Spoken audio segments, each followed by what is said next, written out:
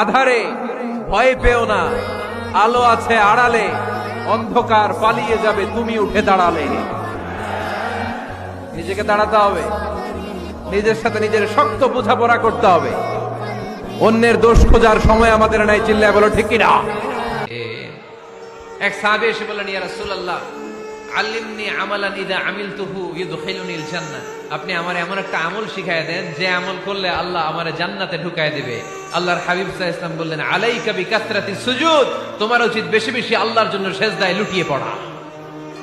বেশি বেশি সিজদায় লুটিয়ে পড়লে ওই সিজদাকারীর জন্য জান্নাতকে ওয়াজিব করে দেয় কে? কিয়ামতের ময়দানে আল্লাহ বলবেন, ও আমার বান্দারা আমারে সিজদা দিয়ে দেখা। কারা কারা দুনিয়াতে সিজদা দিয়েছিলি, আজকে এই কিয়ামতের ময়দানে আমারে সিজদা দিয়ে দেখা।